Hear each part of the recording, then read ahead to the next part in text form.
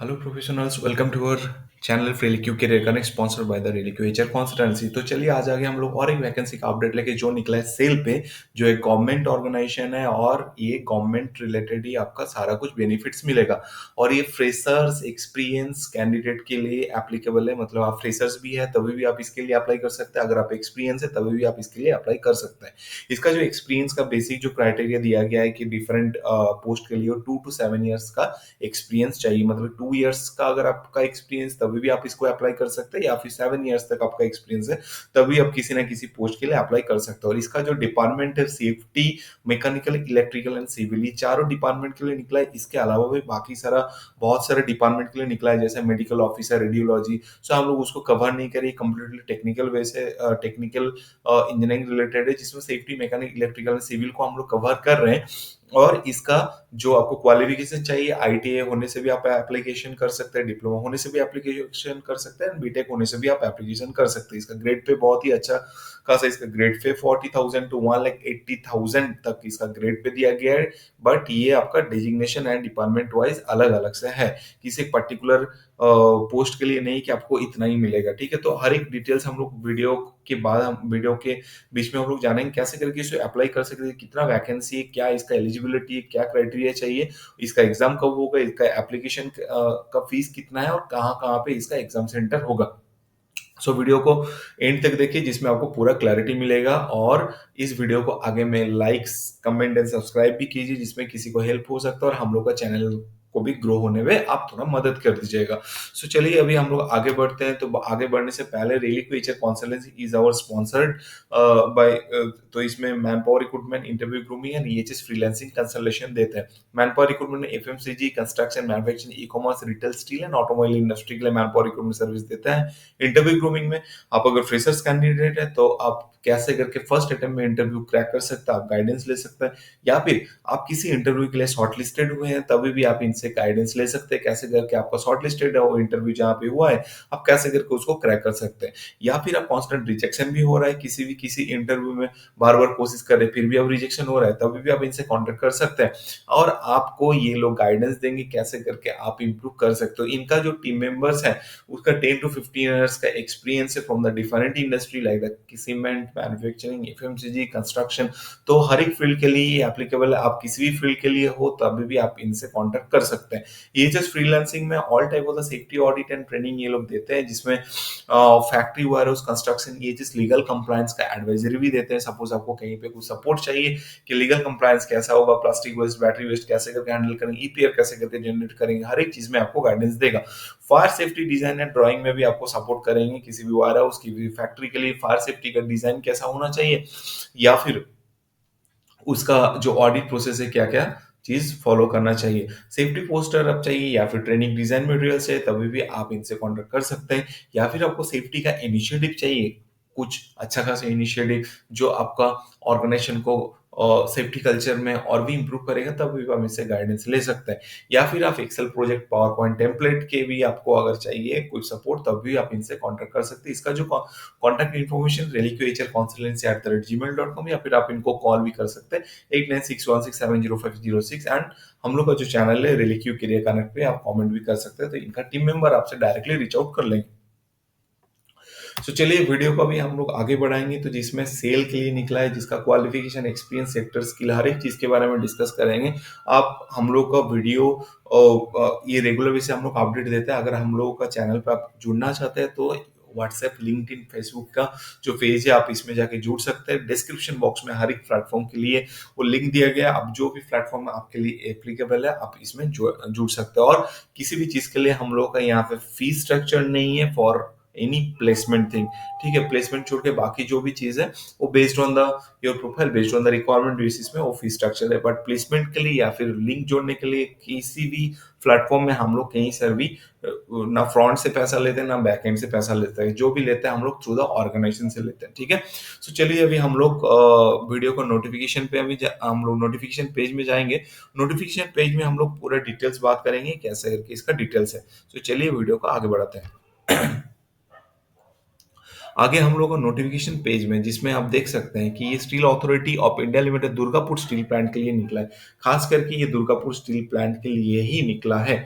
Okay, इसका जो details of the post and eligibility है, इसका कंसल्टेंट, ये सब हम लोग अभी डिस्कस नहीं करेंगे। वो चेस्ट मेडिसिन इसके बारे में हम लोग डिस्कस नहीं करने वाले हैं। हम लोग सीधा अभी जाएंगे कि इसका जो mechanical manager electric mechanical E3 designation के लिए बी बीटेक आपका इंजीनियरिंग क्वालिफिकेशन होना चाहिए, प्लस पोस्ट क्वालिफिकेशन एक्सपीरियंस आपको चाहिए at least 7 years executive cadre in maintenance, trouble shooting और hydraulic system and components such as the pump, various types of hydraulic control valves and the actuator in the integrated steel plant।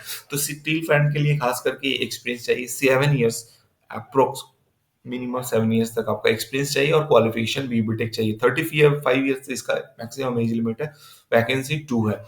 Next जो है metallurgy के लिए, तो manager post के लिए है, ये भी बी बीटेक मेटलर्जी के लिए चाहिए, जिसमें 7 years का पोस्ट क्वालिफिकेशन एक्सपीरियंस चाहिए।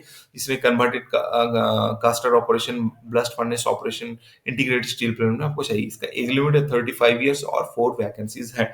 केमिकल के लिए B B Tech full time chemical engineering from the government economic institute plus आपका 7 years का एक्सपीरियंस चाहिए in the coke oven operation in integrated steel plant. 35 years इसका मैक्सिमम एज लिमिट है और designation जो वैकेंसी है 3 वैकेंसी। सिरामिक्स के लिए भी सेम है, जिसमें 7 years का इसका पोस्ट क्वालिफिकेशन एक्सपीरियंस चाहिए और 2 वैकेंसी है। मैनेजर इलेक्ट्रिकल प्रोजेक्ट के लिए खास करके चाहिए, जिसमें बीवीटेक same for the mechanical but इसका 7 years एक्सपीरियंस चाहिए। Integrated steel plant which should be at least 3 years of the job experience in the project and remaining span duration requested job experience should be either in the project mechanical और production unit. मतलब आपका 3 years का project base में होना चाहिए और बाकी जो 4 years है आप प्रोडक्शन या फिर मेंटेनेंस होने से भी होगा। तो इसका जो एज लिमिट है 35 years, 4 वैकेंसीज हैं। इलेक्ट्रिकल के लिए भी सेम इसका क्वालिफिकेशन चाहिए और 7 years आपका स्टील प्लांट इंडस्ट्री में, 3 years job experience the project remaining, बाकी जो ईयर्स है आप उसके लिए जॉब एक्सपीरियंस इलेक्ट्रिकल मेंटेनेंस या फिर प्रोडक्शन में होने से भी होगा। सिविल में भी इसका सेम एक्सपीरियंस, जिसमें 7 years आपका एग्जीक्यूटिव कैडर में आपका integrated steel plant who should be included at least 3 years job experience in the project and remaining span duration requested job experience should be either in the project of the civil maintenance in any integrated steel plant। Okay, next हम लोग जाएंगे assistant manager safety के लिए, जो E1 post के लिए for ASP, जिसमें bachelor degree in engineering from the government recognized university institute with diploma in industrial safety और MTech safety from the government recognized university institute and post qualification experience of 2 years in the relevant field. मतलब यहाँ पे आपका total जो experience है 2 years चाहिए, qualification में B B Tech या फिर M Tech in the diploma industrial safety field में चाहिए, और ये जो सेफ्टी इंडस्ट्रियल है गवर्नमेंट रिकॉग्नाइज्ड इंस्टीट्यूट से ही करना चाहिए आपको, या फिर आरएलआई या फिर सीआरएल। इसका जो एज लिमिट है 30 years है और वैकेंसी जो है 1 है। नेक्स्ट अगर हम लोग आगे boiler operator, operator cum technician, जिसमें matriculation with 3 years diploma in the mechanical, electrical, chemical और पावर और production instrumentation engineering discipline from the government recognised institute, 30 years इसका एज लिमिट है और 10 वैकेंसीज है इसके लिए। अटेंडेंट कम टेक्नीशियन ट्रेनी, जिसमें इलेक्ट्रिशियन के लिए 10, फिटर के लिए 15, मशीनिस्ट के लिए 10 वैकेंसीज है। Matriculation with full time ITI in the relevant trade, electrical fitter machinist only from the government recognised institute. Age जो चाहिए 28 years और 35 नंबर्स ऑफ वैकेंसीज है इसके लिए। ओके, सो नेक्स्ट हम लोग जाएंगे इसका जो बाकी डिटेल्स चाहिए, essential minimum qualification and discipline. तो यहाँ पे हम लोग ऑलरेडी क्वालिफिकेशन के बारे में बात कर ही लिए हैं, इसके बारे में हम लोग ज़्यादा और डिस्कस नहीं करने वाले हैं। बट कुछ मेजर पॉइंट है जो आप कॉलेज से पास करेंगे, मतलब आपका जो कॉलेज यूनिवर्सिटी होगा that should be AICTE approved, medical council मतलब for the medical only, UGC और यूनिवर्सिटी ग्रांट कमीशन से ही होना चाहिए। ओके, इसका जो एक्सपीरियंस है वो कंसीडर करेंगे 31 24 तक ही, इसका जो एक्सपीरियंस दे रहे हैं उसके अंडर ही इसको कंसीडर करेंगे। ओके, मैनेजर पोस्ट के लिए क्वालिफाइंग मार्क्स बी बीटेक के लिए 60% for the general OBC EWS candidate and 50% marks for the SC ST PWD. Okay, assistant manager safety के लिए ASP the qualifying marks B BTech would be 65% for general and candidate 55% of the SC ST PWBD। Okay, मतलब qualification marks of the post, मतलब ये जो percentage दिया गया है ये बेसिकली आपका जो भी क्वालिफिकेशन आपसे आप बिलोंग कर रहे हैं उसका परसेंटेज के ऊपर है, ना कि ये काट ऑफ परसेंटेज या फिर कुछ ऐसा नहीं है। Okay, the percentage marks shall be arrive at the dividing the total marks by that, ये परसेंटेज मार्क्स जो है आपका टोटल 100 के बेसिस में आपका परसेंटेज आना चाहिए। The candidate will have to produce a copy of this conversation norms with respect to the university. With the university needs to prescribe CGPA score instead of percentage, CGPA को percentage के basis में इसको ले सकते हैं। Okay, इसका calculation वगैरह दे दिया है। Candidate with the qualifying having the combination of the discipline trade B B Tech electrical instrument और बी बीटेक टेलीकम्युनिकेशन और discipline trade than those mention are not eligible to apply. तो जिसमें क्वालिफिकेशन कॉम्बिनेशन है B B Tech, suppose आप electrical instrumentation है, next आप दूसरे किसी ट्रेड में चले गए तब आप उसके लिए एलिजिबल नहीं है। ओके, तो रिजर्वेशन ऑलरेडी हम लोग डिस्कस किए जिसमें टोटल पोस्ट कितना क्या कौन सा डिपार्टमेंट के लिए है। नेक्स्ट हम लोग जाएंगे इसका कैसे करके आप इसको अप्लाई कर सकते हैं। अच्छा, candidate will be required to produce following certificate issued by the competent authority at the time of interview skill test. जब भी आपका इंटरव्यू स्किल टेस्ट टेस्ट होगा, जो भी एक्सपीरियंस क्वालिफिकेशन चाहिए तब आपका हार्ड कॉपी उस टाइम पे शो करना है। ओके, कास्ट सर्टिफिकेट भी ऑल्सो शो करना पड़ेगा। नेक्स्ट जो इम्पोर्टेंट है एज रिलैक्सेशन, एससी एसटी अगर आप है तो 5 इयर्स तक है, ओबीसी है तो 3 इयर्स, पीडब्ल्यूबीडी है तो 10 years for the general, 15 years for the SC ST and 13 years for the OBC candidate के लिए है। ओके, फिजिकल स्टैंडर्ड में height 155 centimetre for engineering, 150 centimetre for non engineering, female के लिए 143 सेंटीमीटर, वेट जो है 45 केजी मेल एंड फीमेल के लिए 35 केजी।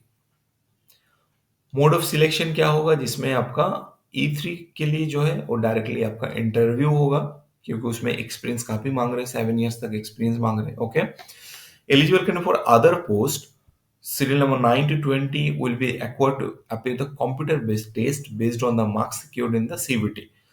तो कंप्यूटर बेस्ड आपका एग्जामिनेशन होगा जिसमें 1:3 का उसका रेशियो रहेगा। नेक्स्ट हम लोग SL9 to SL80 candidate must be required to appear for interview directly without CBT in case sufficient numbers of eligible applications are not received for the post as per the policy। तो serial number 9 to serial number 18 भी आप directly इसके लिए interview के लिए जा सकते हैं। Serial number 9 to serial number 18। Okay, मतलब manager electrical E3 to 18 assistant manager, तो इसके लिए आपको खास करके इंटरव्यू में जाके आप सीधा जाके एप्लीकेशन दे सकते हैं। ओके, आपके लिए कुछ भी रिटन टेस्ट नहीं होगा, मतलब खास करके सेफ्टी डिपार्टमेंट के लिए भी यहाँ पे एसएल नंबर 9 टू 18 के बीच में हो रहा है।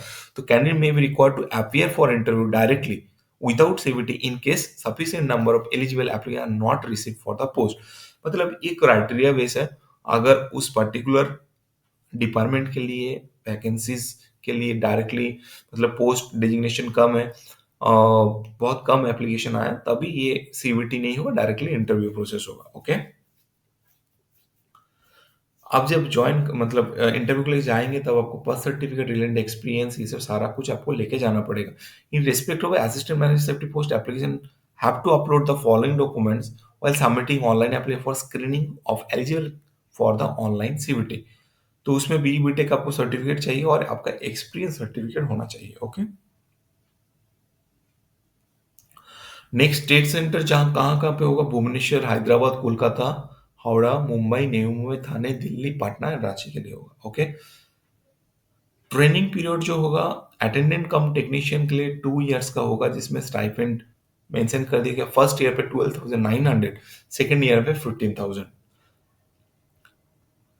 नेक्स्ट जो सेफ्टी के लिए जो E1 ग्रेड के लिए 50,000 3% to 1,60,000 on successful completion of 1 year of the service they will place in a day scale of the 60,000 3% और 1,80,000। ओके, नेक्स्ट जो है नॉन एग्जीक्यूटिव पोस्ट के लिए ट्रेनिंग के लिए 25,070 3% 35,070 एंड ऑपरेटर कम टेक्नीशियन के लिए 26,600 3% 38,920।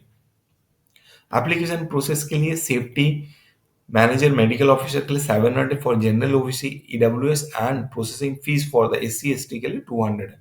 ऑपरेटर कम टेक्नीशियन के लिए 500 and SC ST PWBD ASM department के लिए 150 रुपीज है। अटेंडेंट कम टेक्नीशियन के लिए 300 है for general OBC EWS candidate and 100 for the SC ST PWBD ESM candidate के लिए। कैसे करके आप इसको अप्लाई कर सकते हैं? एप्लीकेशन लिंक हम लोग का डिस्क्रिप्शन बॉक्स में रहेगा। बेसिकली ये सेल का जो डायरेक्टली करियर पेज है उसके साथ वो इंटरलिंक है, आप वहां पे जाकर डायरेक्टली अप्लाई कर सकते हैं। और डॉक्यूमेंट क्या आपको अपलोड करना है मैनेजर के लिए? मेनली सबके लिए क्वालिफिकेशन इज मैंडेटरी, और आप उसके साथ आपका जो डॉक्यूमेंट्स मतलब एक्सपीरियंस जो है वो एक्सपीरियंस सर्टिफिकेट आपको वहां पे अपलोड करना पड़ेगा। ओके, नेक्स्ट ऐसा कुछ और डिटेल्स नहीं है यहाँ पे आई थिंक जो हम लोग अभी डिस्कस कर सकते हैं। And I think we have done. These candidates required to provide such candidates shall be eligible for the compensated time 20 minutes every hour of CBT whether they avail the facilities जिस candidate record so ये PWBD candidate के लिए खास करके है। Opening date जो है 9 January Tuesday to 30 January Tuesday तक इसका ऑनलाइन एप्लीकेशन आप कर सकते हैं। ठीक है, so all the best for your application. And अगर हम लोग को वीडियो अच्छा लग रहा है प्लीज को लाइक कमेंट एंड सब्सक्राइब कीजिए और इसके लिए आप अप्लाई कीजिए। All the best, thank you so much.